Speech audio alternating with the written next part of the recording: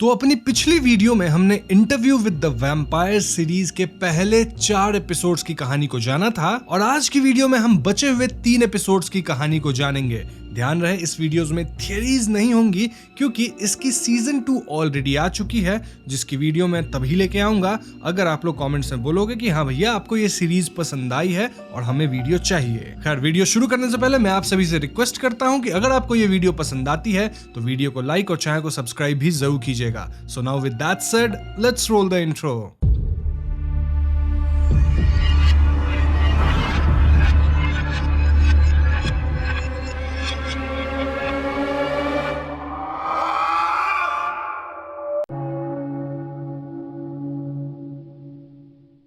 तो 5वें एपिसोड का नाम है a wild hunger for your hammering heart और इस एपिसोड की शुरुआत में हम जान पाते हैं कि क्लॉडिया बच गई थी, लेकिन वो अब अपना ज्यादातर टाइम कॉफिन में ही बिताती थी। ड्यूलैक इससे बहुत चिंतित होता है क्योंकि क्लॉडिया अब कुछ खा भी नहीं रही थी, लेकिन हम लेस्टैट को उतना टेंस्ड नहीं देखते हैं। टू देयर सरप्राइज उन्हें पता चलता है कि क्लॉडिया तो सिर्फ स्टारवेशन का नाटक कर रही थी और हर रात वो एक्चुअली में हंट करने निकलती थी। क्लॉडिया को दोनों रेड हैंडेड पकड़ लेते हैं और इस बात के लिए उसे बहुत डांटते भी है। उसे ये पूछा जाता है कि उसने लोगों को मार के डेड बॉडीज का क्या किया और इस पे क्लॉडिया कहती है कि उसने डेड बॉडीज को अच्छे से नदी किनारे छिपा दिया है और वो भी टाउन के बाहर जहां कोई उसे ढूंढ नहीं पाएगा। बट स्टिल ड्यूलैक और लेस्टैट को डर था कि तूफान आने से मिट्टी बह जाएगी एंड फिर डेड बॉडी ऊपर आने लग जाएंगी, सभी लोग देख लेंगे उसको। इनफैक्ट यही होता है और पुलिस वालों को लाशें मिल जाती हैं। और मैं आपको बता दूं कि यहाँ कोई 1-2 लाशें नहीं थी बल्कि 50 से भी ज्यादा लाशें थीं।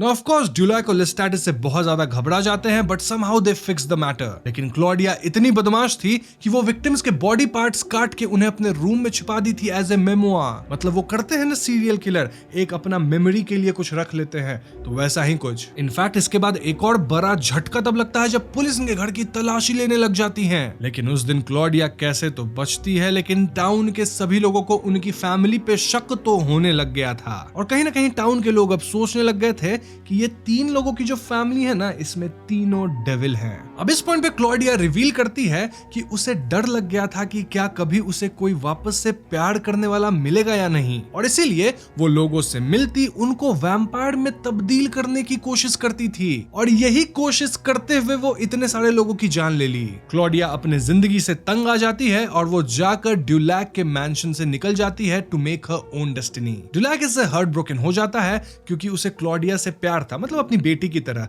लेकिन क्लॉडिया अब नहीं रुकने वाली थी, वो अपने सफर पे निकल पड़ती है। अब अगले 7 साल तक क्लॉडिया घर वापस नहीं आती and in the meantime du Lac उसे सिंगल्स भेजता रहता है requesting her to come back. Du Lac Claudia के जाने के गम में इतना डूब जाता है कि वो अब लेस्टैट के साथ भी बातें नहीं करता। लेस्टैट को इससे बुरा लगता है और ऐसे में लेस्टैट अपना अफेयर एंटोनीट के साथ वापस शुरू कर देता है। और आपको मैंने पिछली वीडियो में बताया था कि एक बार लेस्टैट चीट किया था ड्यूलैक पे, हाँ इसी से किया था, एंटोनीट से। तो धीरे धीरे ड्यूलैक और लेस्टैट दूर होने लग गए थे and that was quite evident. अब यहाँ से हमें क्लॉडिया के जर्नी के बारे में दिखाया जाता है जहाँ वो अब दुनिया को जानने के लिए, नॉलेज पाने के लिए सब जगह घूम रही थी। ऐसे में एक रोज जब वो लाइब्रेरी से निकलती है तो उसको एक लड़का बुली करने लगता है। ऐसे में क्लॉडिया को एक और वैम्पायर ब्रूस बचाता है और दोनों साथ में बुली का शिकार करते हैं। बट दोस्तों ब्रूस एक अच्छा आदमी नहीं होता। इनफैक्ट ब्रूस यहाँ क्लॉडिया को सेक्सुअली असॉल्ट भी करता है जिससे क्लॉडिया काफी हेल्पलेस फील करती है। अब क्लॉडिया को कहीं ना कहीं समझ आ रहा था कि दुनिया उतनी भी अच्छी नहीं है जितनी उसने सोच रखी थी।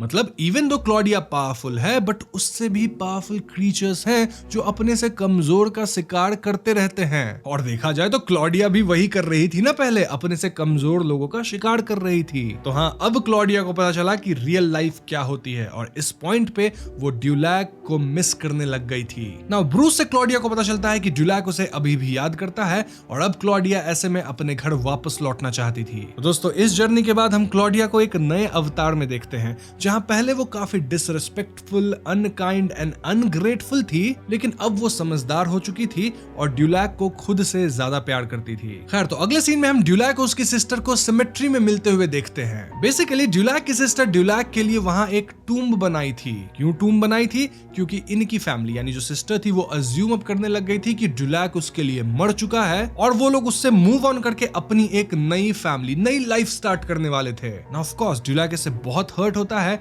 कि उसकी खुद की फैमिली उसे इस तरह से ट्रीट कर रही है और इस दुख में ड्यूलैक रोने लगता है और यहाँ ड्यूलैक को रोते हुए क्लॉडिया छुप के देख रही होती है। ऐसे में क्लॉडिया ड्यूलैक के पास वापस आ जाती है और she was genuinely sorry about everything. Du Lac तो क्लॉडिया को माफ कर देता है लेकिन लेस्टैट उससे अब भी नाराज था। क्लॉडिया ड्यूलैक को अपने साथ ले जाना चाहती थी क्योंकि उसे लेस्टैट अब पसंद नहीं था एंड शी वांटेड कि ड्यूलैक एक वर्दी वैम्पायर से प्यार करे, ना कि लेस्टैट जैसे लायर जिसका अफेयर भी बाहर कई लड़कियों और लड़कों के साथ चलता रहता है। अब इस बात में सेंस तो था लेकिन ड्यूलैक को अपने से दूर जाता देख लेस्टैट को गुस्सा आ जाता है और वो क्लॉडिया को चोक करने लगता है। अब ड्यूलैक क्लॉडिया को बचाने के लिए लेस्टैट से भिड़ जाता है और दोनों बहुत लड़ते हैं, लाइक लिटरली एनिमीज की तरह लड़ने लगते हैं। अब हम सब जानते हैं कि इस लड़ाई को कौन जीतेगा। ऑफ कोर्स लेस्टैट जीतेगा और ऐसे में ड्यूलैक को लेस्टैट इजीली ओवरपावर कर लेता है। इनफैक्ट उसको खूब मारने के बाद अपने साथ आसमान में ले जाता है। दोस्तों लेस्टैट के पास फ्लाइंग एबिलिटीज भी थी और वो बहुत हाई अबव द ग्राउंड से ड्यूलैक को नीचे फेंक देता है। ऑफ कोर्स इस ड्रॉप एंड पूरी फाइट की वजह से ड्यूलैक बहुत ज्यादा चोटिल हो जाता है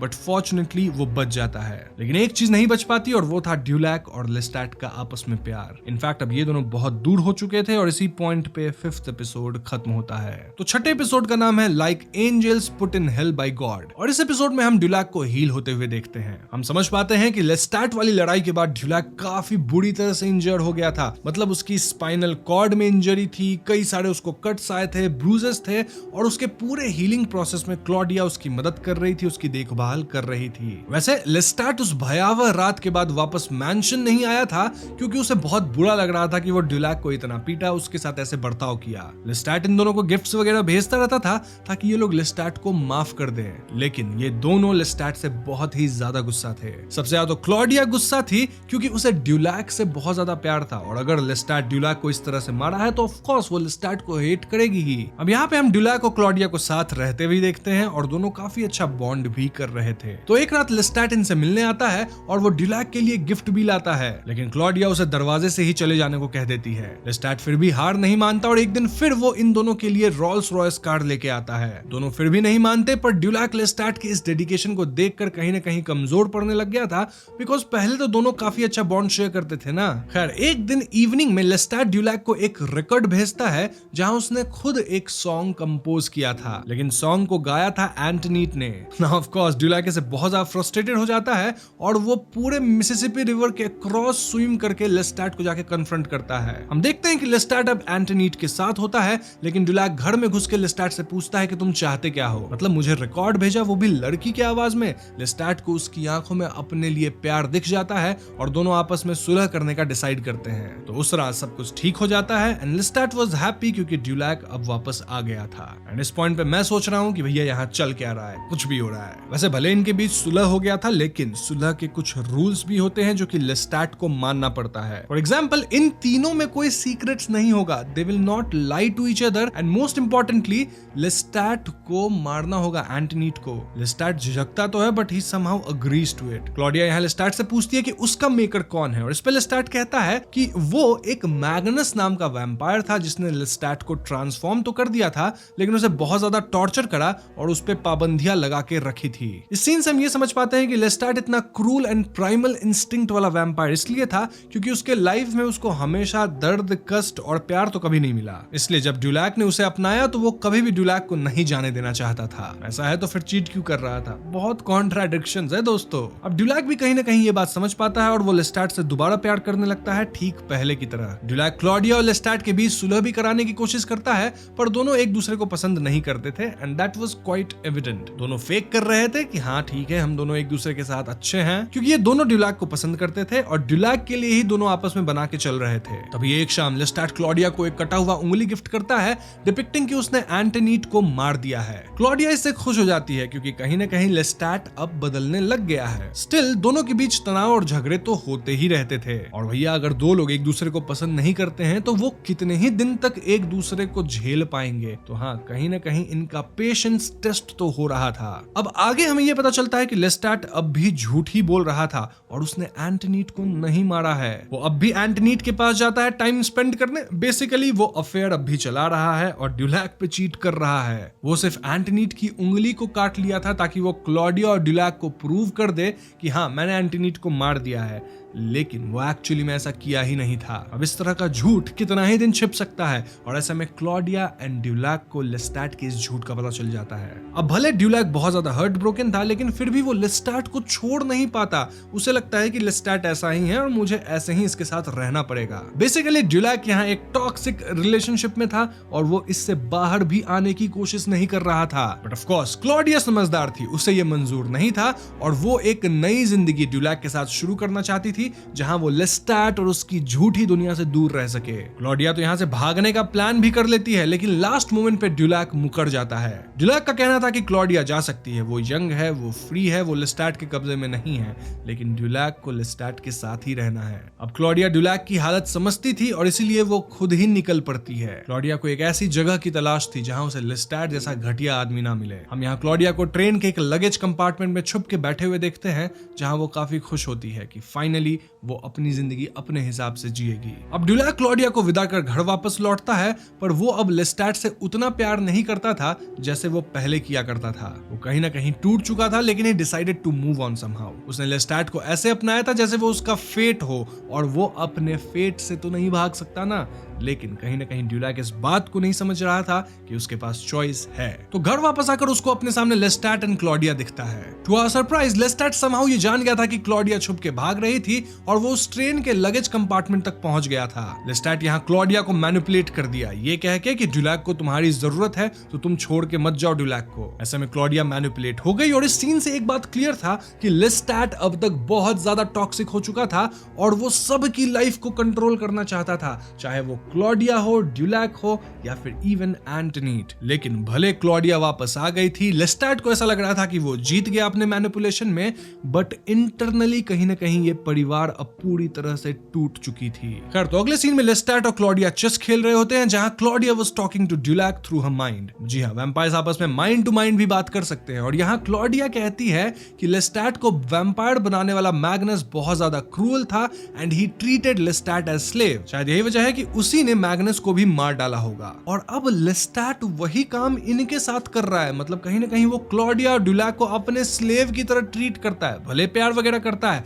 लेकिन अपना स्लेव ही मानता है। तो इससे पहले कि सब कुछ उसके कब्जे में आ जाए, उन लोगों को कुछ करना होगा और लेस्टैट से दूर भागना होगा। क्लॉडिया कहती है कि वो लेस्टैट को मार देगी तभी वो फ्री हो सकेंगे, लेकिन ड्यूलैक कहता है कि वो बहुत स्ट्रांग है और उसे हम दोनों नहीं मार पाएंगे। लेकिन क्लॉडिया डिटरमिन्ड थी, वो कहती है कि बहुत हो गया, अब मैं इसे और नहीं झेल सकती। क्लॉडिया कहती है कि अगर ड्यूलैक उसे नहीं मार सकता, इस लड़ाई का हिस्सा नहीं बन सकता, तो वो अकेले ही उसे मारेगी। अब यहाँ क्लॉडिया एक राज ड्यूलैक को बताती है। पता है ये राज क्या था? राज ये था कि ड्यूलैक भी अपने मन में कहीं ना कहीं लेस्टैट को मारना चाहता था। जस्ट दैट वो लेस्टैट से इतना प्यार करता था या फिर उससे इतना डरता था कि वो ऐसा कर नहीं सकता। तो हाँ, कहीं ना कहीं क्लॉडिया ड्यूलैक को मना रही थी कि लेट्स डू इट, इसे खत्म किया जाए। और ध्यान रहे दोस्तों, ये सारी planning and plotting through minds हो रही है, जिसे लेस्टैट नहीं सुन पा रहा था। अब कहानी के एंड में 1973 की भी कुछ झलकियां दिखाई जाती है, जब डैनियल मोलॉय फर्स्ट टाइम ड्यूलैक से मिले थे। एंड उस सीन में हमने राशिद को भी देखा था,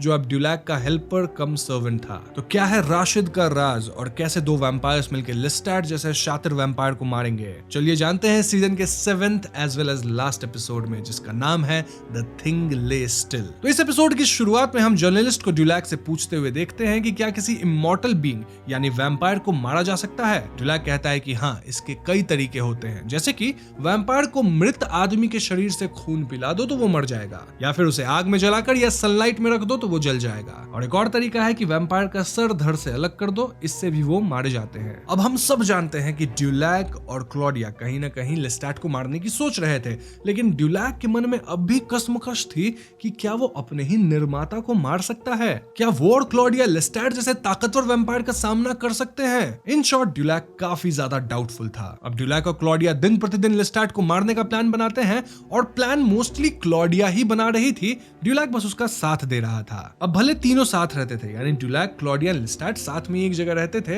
लेकिन ड्यूलैक और क्लॉडिया मन में बातें करते और कहीं न कहीं लेस्टैट को हेट करने लग गए थे। क्लॉडिया के प्लान के अनुसार वो जानबूझकर घर में एक कैंसर पेशेंट को बुला लाती है जो मरने वाला होता है। लेस्टैट को पता नहीं होता और उसे लगता है ये कोई रैंडम आदमी है जो उनके डोर पे devil go back to hell का लेटर रखने आया था। लेस्टैट गुस्से में कुछ सुने बिना ही उसे बाइट कर लेता है, but he spills out the blood saying कि ये पॉइजनस ब्लड है। ये करके क्लॉडिया का उद्देश्य ये था कि लेस्टैट डर जाए, मतलब टाउन के लोगों से डर जाए, क्योंकि ऑफ कोर्स लोगों को लगता है कि ये लोग डेविल हैं और अब लोग किसी भी हद तक जाएंगे इन तीनों को खत्म करने के लिए। और कहीं ना कहीं ये प्लान थोड़ा काम भी करता है, ऑल्दो लेस्टैट को नहीं पता था कि ये सब क्लॉडिया प्लान करी थी, उसका किया धड़ा था ये। तो क्लॉडिया सबके सामने प्रस्ताव रख देती है कि हम यहाँ से जाएंगे, और क्योंकि हम यहाँ से जाने ही वाले हैं तो लेट्स थ्रो अ पार्टी जहां टाउन के सारे लोग आएंगे और सेलिब्रेट करेंगे, फीस्ट करेंगे। इस पे लेस्टैट कहता है कि हम लोग यहाँ से जाएंगे, दैट इज ओके, लेकिन टाउन के लोग हमारी पार्टी में क्यों आएंगे? वो लोग लिटरली हमसे डरते हैं, हमें डेविल मानते हैं। इस पे क्लॉडिया कहती है कि पूरा टाउन हमारे बारे में बातें करता है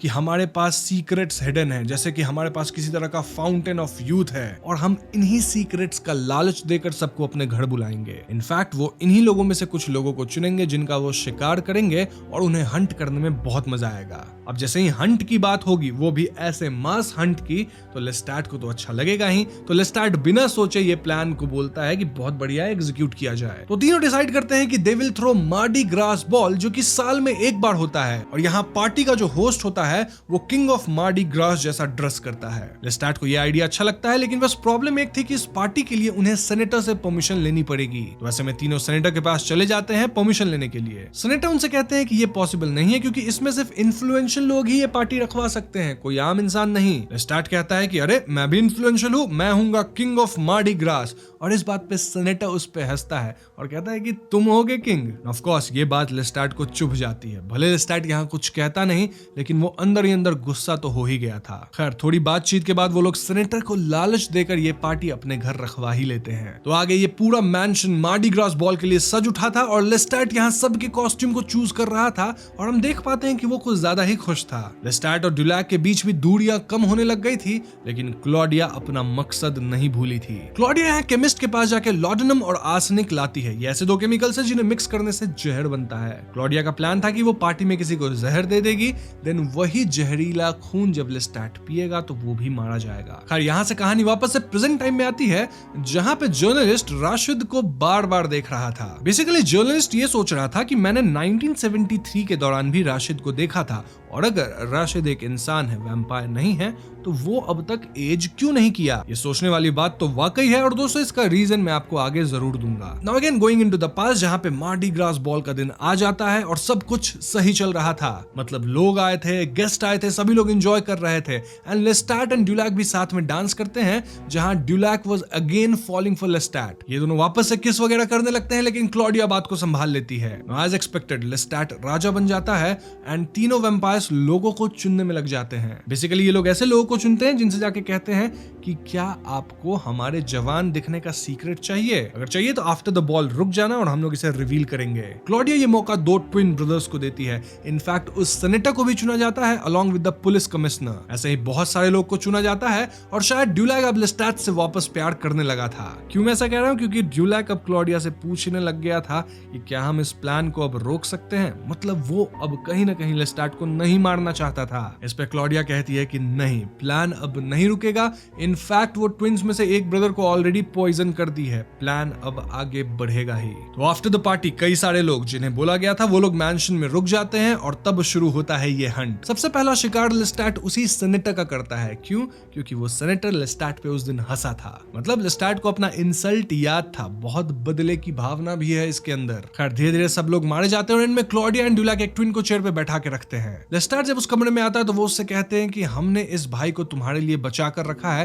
ताकि तुम इस पे फीड कर सको। बट हम व्यूअर्स जानते हैं कि दैट वाज नॉट ट्रू, और इस ट्विन ब्रदर के ब्लड में अब जहर था। अब दोस्तों सिर्फ हमें ही नहीं बल्कि लेस्टैट को भी ये सब पता था। जी हाँ दोस्तों, लेस्टैट जानता था कि क्लॉडिया ने ये सारा खेल रचा है उसे मारने के लिए, और लेस्टैट को सारे प्लान की खबर शुरुआत से ही थी। लेकिन हैरानी की बात यह है कि अगर ये सारी प्लानिंग टेलीपैथिकली हुई थी तो तो लेस्टैट को इसका मालूम कैसे पड़ा? मतलब वो तो क्लॉडिया और ड्यूलैक के मन वाली बातों को नहीं सुन सकता ना। बट टू अ सरप्राइज लेस्टैट यहाँ एंटोनेट को बुलाता है, जो कि अब एक वैम्पायर थी और वो लेस्टैट की स्पाई भी थी। वो पार्टी में ही मौजूद थी और उसे इन दोनों की सारी बातें सुनाई दे रही थी। जब क्लॉडिया ड्यूलैक को कही थी एक ट्विन को पॉइजन कर दिया गया है, तो तभी एंटोनेट ये बात लेस्टैट को बता दी थी और इसी तरह से लेस्टैट को सब कुछ पता लग चुका था। वैसे में एंटोनेट क्लॉडिया को फोर्स करती है to suck the blood from the twin और उसे पीना भी पड़ता है। But to a surprise Lestat को खून की उल्टी होती है, क्योंकि पॉइजन ट्विन के ड्रिंक में नहीं बल्कि सेनेटा के ड्रिंक में थी, जो लेस्टैट का सबसे पहला शिकार था। जी हाँ दोस्तों, क्लॉडिया को पहले से पता था कि एंटोनेट को सब मालूम है एंड दैट इज व्हाई वो लाई करी थी कि वो किसको पॉइजन करी है। एंटोनेट को क्लॉडिया ओवरपावर कर देती है और उसे मारकर इंसिनरेटर में जला देती है। वहीं ड्यूलैक आखिरी बार लेस्टैट को हक करते हुए उसे वहीं पे खत्म कर देता है। अब यहाँ क्लॉडिया लेस्टैट को भी जलाना चाहती थी, लेकिन ड्यूलैक ऐसा नहीं कर पाया। रादर ये लोग उसे कारपेट में फोल्ड करके ट्रंक में रख के ट्रैश में डाल देते हैं। इसके बाद ये दोनों मैंशन खाली करके न्यू ऑर्लिन्स के लिए निकल पड़ते हैं for their trip of Europe. खैर यहाँ से कहानी अगेन प्रेजेंट टाइम पे आती है, जहाँ पे जर्नलिस्ट ये सब सुन रहा था, लेकिन जर्नलिस्ट कम चालाक नहीं था दोस्तों। वो तुरंत क्रॉस क्वेश्चन करता है कि तुमने लेस्टैट की बॉडी को क्यों नहीं जलाया, जबकि तुमने एंटोनेट को जला दिया। ड्यूलैक कहता है कि वो ऐसा नहीं कर सकता था क्योंकि वो अपने डियर वंस की मौत से डरता है। इस पर जर्नलिस्ट मोलॉय कहता है कि ठीक है तुम नहीं कर सकते थे, लेकिन क्लॉडिया तो कर सकती थी ना, वो तो बेरहम थी और तुमने उसे किसी ट्रंक में डाला है या किसी कॉफिन में जो अंदर से भी खोला जा सकता है, और शायद तुमने जानबूझकर उसे ट्रैश में डाला क्योंकि ट्रैश सीधा डंप यार्ड में जाता है, जहां अगर बाय चांस लेस्टैट जिंदा हुआ तो वो आराम से चूहों पे फीड कर सकता है, क्योंकि ऑफ कोर्स डंप यार्ड के अंदर तो बहुत बड़े साइज के चूहे होते हैं और ये बात ड्यूलैक से अच्छा कौन जान सकता है, क्योंकि ड्यूलैक खुद भी तो रैट्स वगैरह पे फीड करता है ना। इनफैक्ट क्लॉडिया के डायरी के पेजेस ऐसे फटे क्यों हैं जैसे किसी ने इसे जानबूझकर सीजर से परफेक्ट काटा हो। अब इन सब क्रॉस क्वेश्चन का ड्यूलैक जवाब नहीं दे पाता, बट हमें एक फ्लैशबैक में दिखाया जाता है जहां सच में वो कॉफिन डंप यार्ड में थी और अंदर से एक हाथ निकलकर एक चूहे को उठा लेता है, इंडिकेटिंग कि हो सकता है लेस्टैट अब भी जिंदा हो। क्लॉडिया लेस्टैट को जला सकती थी, लेकिन ड्यूलैक उसे गुस्से में चोक कर दिया था। बेसिकली ड्यूलैक यहाँ पूरी तरह से रिफ्यूज कर दिया था कि वो लेस्टैट को आग नहीं लगाएगा। ड्यूलैक यहाँ लेस्टैट की मौत पे काफी रोया था और यही सब क्लॉडिया के डायरी से हटाया गया था। खैर जर्नलिस्ट मोलॉय को इस पॉइंट पे गुस्सा आ जाता है। क्यों? क्योंकि ड्यूलैक कहीं ना कहीं उससे बातें छिपा रहा था और मोलॉय यहाँ झूठ सुनने के लिए थोड़ी आया है। मतलब 1973 में भी जब ड्यूलैक मोलॉय को बुलाया था तो उससे झूठी बातें कहा था। वैसे मोलॉय यहाँ ड्यूलैक को इंसल्ट करने लगता है, सेइंग कि तुम अब भी मुझसे चीजें छिपा रहे हो, और तभी हम राशिद को पीछे हवा में उड़ते हुए देखते हैं। इनफैक्ट राशिद का आई कलर ब्राउन हो जाता है ठीक ड्यूलैक की तरह, और वो कहता है कि मिस्टर जर्नलिस्ट आपको सिर्फ आधा सच पता है, पूरा पता होता तो आप कभी भी ड्यूलैक को ऐसे दोष नहीं दे पाते। राशिद हवा में ऊपर उठकर शेल्फ से एक एल्बम निकालता है एंड ड्यूलैक मोलॉय से कहता है कि ये 514 साल पुराना प्राचीन वैम्पायर आर्मंड है and he is the love of my life. Journalist Rashid से पूछता है कि तुम तो सन में जा सकते हो, तो तुम ऐसा कैसे कर सकते हो? वो आंसर करता है कि हम काफी ओल्ड है और अब सन हमें बर्न नहीं कर सकता, और वो ड्यूलैक का हमेशा ख्याल रखता है।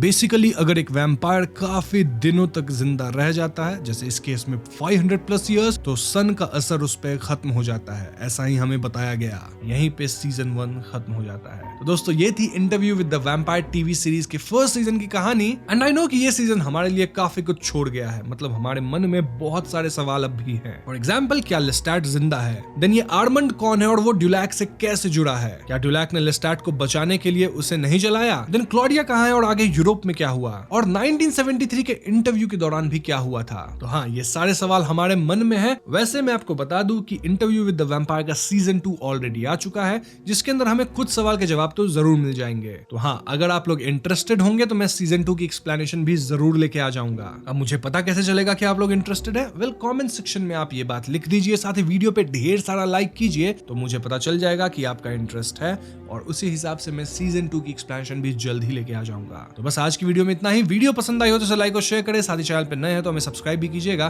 क्योंकि हम अपने चैनल पे ऐसी वीडियोस लाते रहते हैं। पीस।